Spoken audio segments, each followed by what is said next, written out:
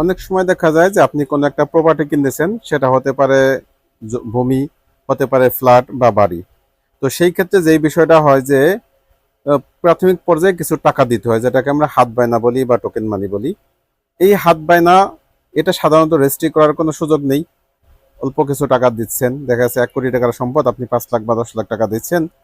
তো এরপরে যেই সমস্যাটা হয় মাঝে মাঝে দেখা যাচ্ছে যে সার্টেন টাইমের পরে আপনি যখন সেই প্রপার্টিটা আপনাকে দলিল বুঝিয়ে দিবে বা প্রপার্টিটা আপনাকে বুঝিয়ে দিবে, তখন সে তাল বাহানা করতেছে বা সে আপনাকে সেই সম্পদটা দিচ্ছে না।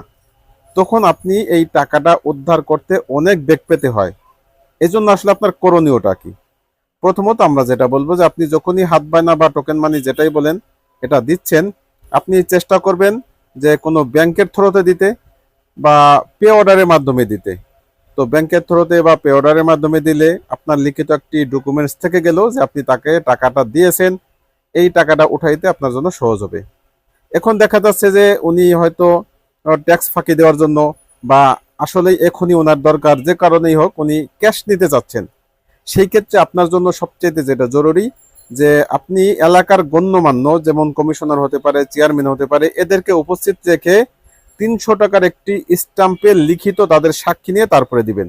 এমন নয় যে শুধু মৌখিক সাক্ষীর ভিত্তিতে তাকে টাকাটা দিয়ে দিবেন, পরবর্তীতে কিন্তু এই মৌখিক সাক্ষীর ভিত্তিতে আপনি না কোনো মামলা করতে পারবেন, না আপনি এই টাকাটা তোলার জন্য আইনগত কোনো পদক্ষেপ নিতে পারবেন।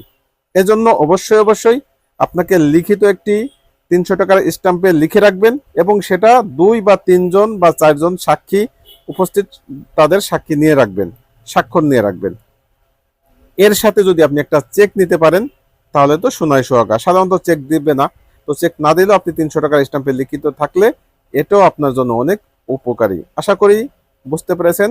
যদি ভিডিওটি ভালো লাগে পেজটি চ্যানেলটি সাবস্ক্রাইব করুন এবং লাইক এবং শেয়ার কমেন্ট করে সাথেই থাকুন।